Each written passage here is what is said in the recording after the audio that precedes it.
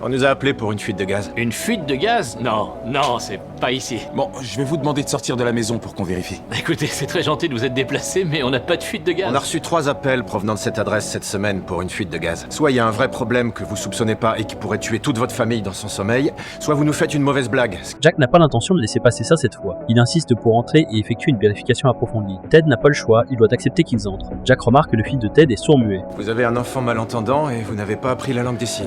C'est mon beau-fils depuis peu de temps et je suis plutôt jeune. J'essaie de m'y mettre, mais c'est pas facile. L'inspection révèle que le problème vient du four. Marcus attire l'attention sur lui. Jack en profite pour éloigner Ted. Il lui donne une tâche à accomplir. Marcus révèle un fait déchirant. Bien que Ted ne l'ait jamais battu, il devient furieux, crie et brise des objets. Il arrive même à s'en prendre à sa mère. Et c'est la 3e fois qu'il en est témoin. Il sent que la situation devient de plus en plus dangereuse. C'est pourquoi il a intentionnellement ouvert le brûleur à gaz. Jack leur demande s'ils ont déjà contacté la police. La mère explique que la police est déjà venue une fois. Mais cet homme est doué pour se cacher. Il a convaincu la police qu'elle était juste en train de réagir excessivement. Ils sont donc partis. Ce soir-là, l'homme l'a enfermé dans un placard. Elle dit rester enfermé pendant 11 longues heures. Cela fait réaliser à Jack qu'il doit intervenir. Ce petit appel à l'aide.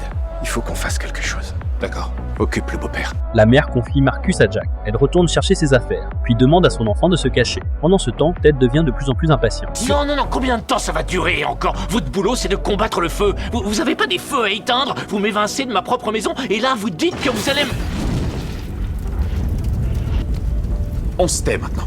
Soudain, Ted se jette sur Marcus. Il l'attrape fermement par le bras. Il est certain que c'est lui qui a tout fait. Oui. Il est avec moi. Il n'est pas retourné à Oh, l'intérieur. t'en es sûr, Marcus, qui est pas retourné, même pour tenter de mettre le feu à la maison? Tu le lâches. Tu vas lui faire mal. L'incendie est rapidement maîtrisé, mais la cause de l'incendie reste à déterminer. Cela donne une opportunité à la mère et à Marcus de quitter la maison pendant quelques jours.